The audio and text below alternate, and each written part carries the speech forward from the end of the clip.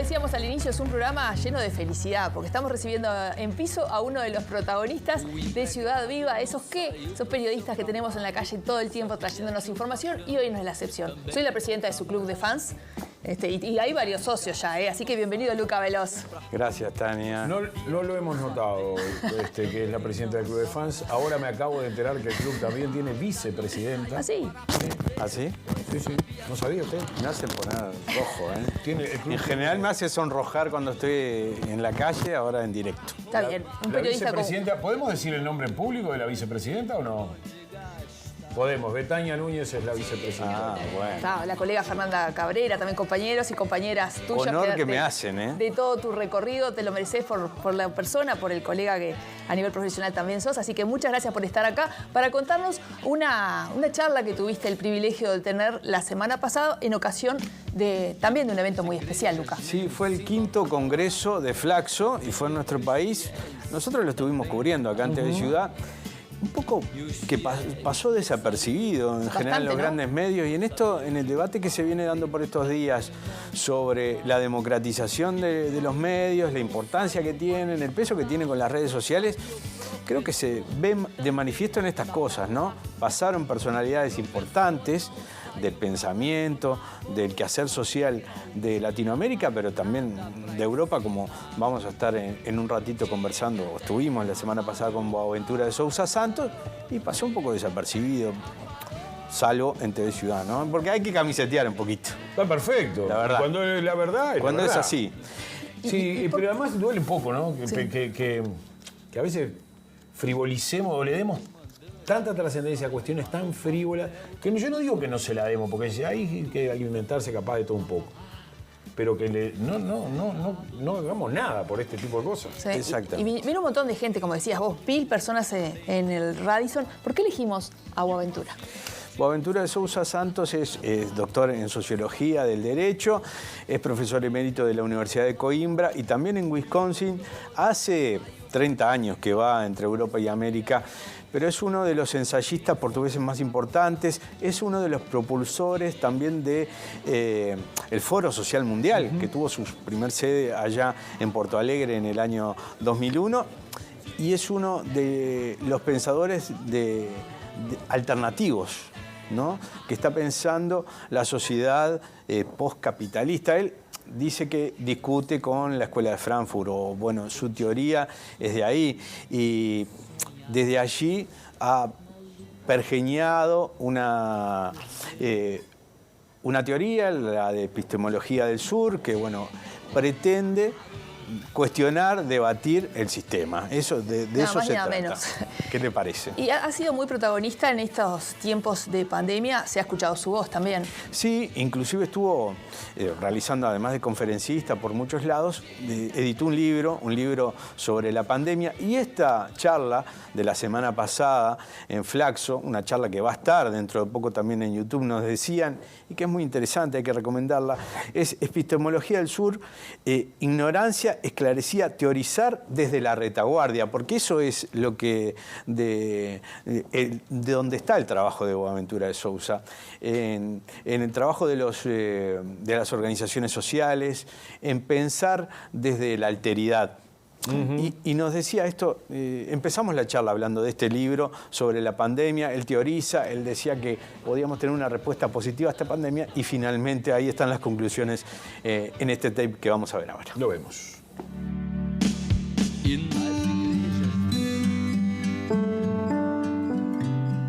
Profesor, usted ha escrito un libro sobre la incidencia de la pandemia en la sociedad. ¿Cómo analiza la salida, por lo menos la aparente salida de esta crisis? Y en ese libro yo preveía que la pandemia nos iba a obligar a 3 escenarios posibles de cambios después de la pandemia. Primero, no sería un cambio después. Yo no considero en el libro que nosotros habemos ya pasado la pandemia. Esta pandemia no ha pasado ni va a pasar. Pasa por periodos crónicos de síntomas muy livianos, en algunos países, en otros más duros. Por ejemplo, aquí no veo nadie con mascarilla. Tú vas a mi país ahora, es obligatorio mascarilla de nuevo en los espacios cerrados, transportes, etc. En otros países lo mismo. O sea, la pandemia tiene una dinámica global, pero que es muy desigual de país para país según las estaciones del año. Entonces, yo preveía 3 escenarios. El primer escenario era que se consideraría que la pandemia no es una cosa muy grave y que todo va a volver a normal y que todo va a volver como estaban las cosas y todo va a seguir como antes, ¿no? El segundo escenario era que los políticos verían que realmente la pandemia nos ha dicho una cosa, es que la salud pública es absolutamente esencial, porque el neoliberalismo nos había dicho que los mercados, la salud privada, todo eso que es la gran solución para el futuro, porque el Estado es corrupto, ineficiente, etc.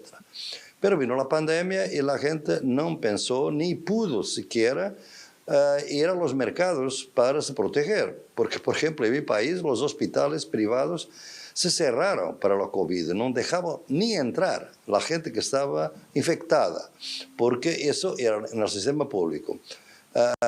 Felizmente tenemos un sistema público razonable de salud.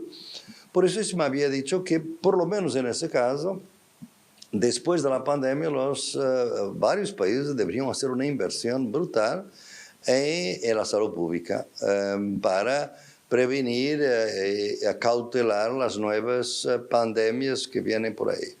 El tercero era intentar ver cuáles son las causas de esta pandemia y porque van a venir otras pandemias que llaman un periodo de pandemia recurrente y cambiar un poco de modelo de desarrollo. Entonces, ¿cuáles son de estas 3 las que están en este momento en vías de realizarse? Yo pienso que lamentablemente es la primera. La primera para mí era una alternativa distópica, o sea, si no se hace nada, si todo va a volver a normal, vienen a venir otras pandemias. Y claro, va a haber una crisis social y económica muy fuerte. Los estados no tienen otra manera de controlar los protestos porque no tienen inversión pública en la salud ni nada, y va la represión. Y va a haber más violencia, va a haber más violencia social, etc. Eso es algo que estoy viendo en muchos países, por ejemplo, tú ves ahora en varios países, en Inglaterra, los Estados Unidos, nos estamos a ver cada vez más estallidos que hubo en Colombia, por ejemplo, en India, porque la gente no está contenta con lo que está pasando. Además, digo, ¿por qué aumentaron los billonarios durante la pandemia? O sea, hubo un sector del capitalismo de las empresas que aumentó bastante. Por ejemplo, todas las ventas virtuales por Internet aumentaron exponencialmente. Como ves, el señor Jeff Bezos es ahora uno de los hombres más ricos del mundo gracias a la pandemia. Y muchas otras cosas que te podía detallar. La segunda, no sé si era... No, era la segunda, yo pensaba que era la Unión Europea. O sea, que era la idea de que la Unión Europea, como ya estaba a intentar defender el sistema público de salud y quería realmente invertir mucho más. En Inglaterra fue interesante porque un gobernante de derecha que realmente no ha desvaluado totalmente la pandemia, que fue Boris Johnson, pero quedó infectado con la pandemia y quien lo salvó fue el sistema público de salud. Y a partir de ahí empezó a defender el sistema público de salud. Entonces yo pensaba que esta era la segunda posibilidad que iba a vigorar. Lamentablemente tampoco. ¿Por qué? Porque vino la guerra de Ucrania en Europa, se olvidaron de todas las medidas que estaban, todas las inversiones en salud, en sistemas públicos, en bienes comunes, esas ciudades saludables. Estamos al borde de una guerra nuclear en Europa. Entonces, para hablar de la tercera ni vale la pena, porque la tercera obligaba realmente a una transición energética muy fuerte, cambiar nuestros modos no solamente de producir, sino también de consumir. No es más carros, es más ferrocarril, transporte público, menos transporte privado, menos desperdicio de comida. 30% de la comida que se produce en los restaurantes es perdida como desperdicio y tanta gente con hambre, el hambre está aumentando en todo el mundo. Sería la alternativa. Ni pensar, no hay ningún señal de que esto va a ocurrir. Usted ha planteado planteado que la opresión tiene tres vías, el patriarcado, el colonialismo y el capitalismo. El control de la sociedad a través de la pandemia no es otra de las vías del sistema para oprimir? No tengas duda, ¿no? Porque para mí estas sociedades nuestras no funcionan realmente sin realmente el negocio, el capital, que es la ganancia de la empresa privada, sin el racismo, que es parte del colonialismo que sigue con nosotros, y el sexismo, que es el patriarcado. Y lo que yo vi fue que durante la pandemia los tres se agravaron. El capitalismo se hizo más agresivo, los trabajadores menos derechos, aumentó el racismo en muchas sociedades y el feminicidio en cuanto a las mujeres, a pesar de todos los progresos del movimiento feminista. O sea, me parece que estas tres formas de dominación se reforzaron exactamente con la pandemia. Y en eso estamos, porque está pasando con la pandemia lo que pasó con la crisis financiera de 2008. O sea, quien la produjo es quien la intenta resolver. Entonces, en 2008 hubo una crisis financiera. Se salvaron los bancos, no se salvaron las familias. Yo vivo hace 35 años en los Estados Unidos la mitad del año. Y de mi casa a mi oficina yo veo gente en la calle durmiendo porque perdió la casa. Los bancos tomaron la casa porque la gente no pudo pagar las hipotecas, digamos, de la casa, ¿no? Y desahucios masivos en los Estados Unidos. Entonces, las familias no fueron protegidas, los bancos sí. Entonces, esta es la situación en que estamos. Y cuando las familias no son protegidas, hay más sexismo, hay más racismo, hay violencia en la casa, más violencia en la ciudad y en las calles, lo que estamos viendo en el mundo. Si sos parte del problema, difícilmente seas parte de la solución. No, eso es un poco lo que también quería decir ahora en este tramo final allí, Boaventura, tanto en las crisis económicas como en la guerra, ¿no? Sí, Boaventura de Sousa Santos dice que Europa ha subsumido su política exterior a los Estados Unidos. Por ejemplo, en este tema de la guerra, dice que la guerra podía haber sido evitada, que inclusive se podía parar ahora y que Estados Unidos puso la barrera para que no se construya un acuerdo. Pero, ¿por qué? ¿Porque quiere parar a Rusia? No. Dice que quiere detener a China. Y como China y Rusia tienen 26.000 kilómetros de frontera seca, donde pasan los trenes y puede llegar la nueva ruta de la seda, dice, y eso es lo que intenta frenar a Estados Unidos, dice Boaventura de Sousa Santos, y habla de que nuestro continente, América Latina, tiene allí una posibilidad de esperanza ante el fascismo de Europa. Por ejemplo, Portugal es el único país socialista hoy en Europa. Entonces, él dice que socialista aquí, moderado, además. Sí, bueno, pero él lo marca así, sí, lo reivindica así, del socialismo entendido desde este siglo, y habla de la esperanza que está en América Latina, esto de la alteridad, esto de los movimientos sociales. De esto viene este último tramo de la entrevista con Boaventura de Sousa Santos.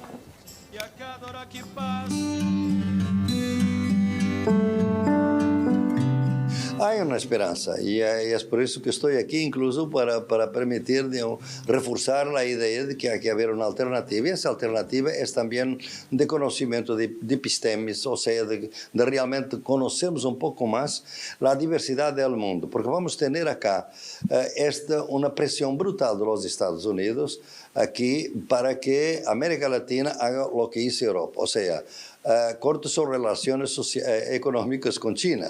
En Europa podría ser más fácil, pero en América Latina, imagínate que es ahora el papel que China tiene en tantos países como gran país de inversión, de exportaciones, etc.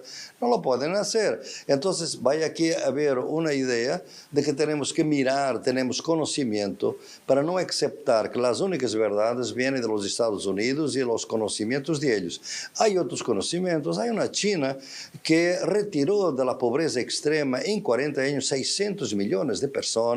Es hoy una potencia de igual peso a los Estados Unidos, no es poca cosa. Y lo hice con un modelo político distinto. Mejor, peor, vamos a analizar. Capitalismo también, ¿no? Capitalismo de Estado para unos, para socialismo para otros. Para mí, en mi idea, un capitalismo de Estado, pero que no tiene los excesos del capitalismo financiero. Como tú sabes, lo que distingue China del mundo occidental es que el mundo occidental ha globalizado el capital financiero. y la China lo mantiene controlado por el Estado. Y por eso no tiene tantas crisis financieras.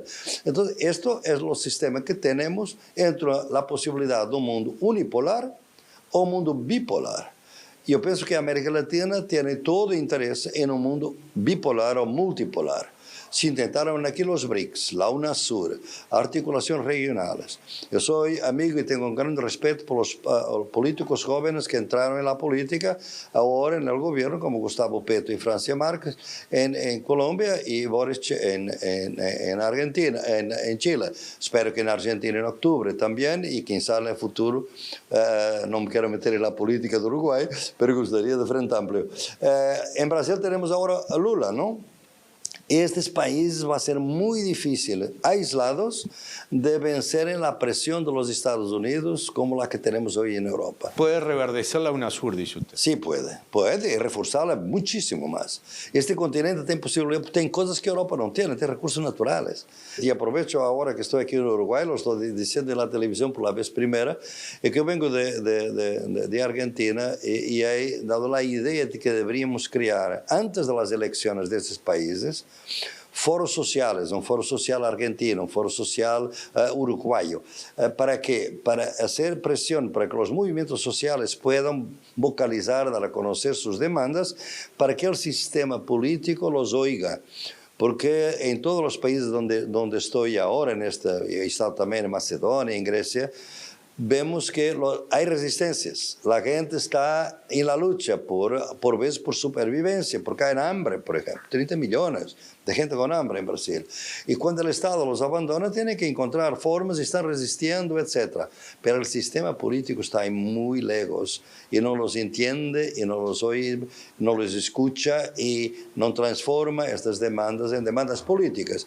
Es necesario forzar eso con otro tipo de política de proximidad que por veces resulta. Tú no puedes entender la victoria de Gustavo Petro sin el estallido de 2019 en Colombia y particularmente en Cali, en el sur. Fue ese estallido de mujeres, de jóvenes, de negros, de indígenas, que creó un movimiento social que llevó Petro al poder, el único país que no había tenido la primera oleada progresista del continente, ¿no? El gran país, ¿no? Todos los otros lo tuvieron. Están a regresar. Las condiciones son totalmente diferentes. El continente debe estar muy orgulloso que un hombre que estuvo 82 días en prisión y que fue de los pocos intelectuales extranjeros que lo visitó, soy muy amigo de él, que ahora llega de nuevo a la presidencia. Y el mundo rejubila, te celebra, porque la democracia contra un fascista, ¿no? Este viene de este continente. Ustedes tienen reservas democráticas, progresistas enormes y para mí, son una luz para el mundo en este momento. Profesor, muchísimas gracias y lo esperamos para el foro entonces social de Uruguay, que será 2023-2024. Claro, antes de las elecciones, sobre todo. Muy bien. Gracias por su tiempo. Una gracias, chao. Entrevista, Luca, y estamos pasadísimos, pero en 30 segundos, ¿qué te pareció el doctor? Bueno, se quedaría 1 hora hablando, intercambiando, ¿no? De eso se trata, y esa mirada sobre América Latina especial, hay que ver si se puede llegar. Resistirse sobre todo a la resignación. No nos resignemos a que no hay otros caminos posibles. Y construyendo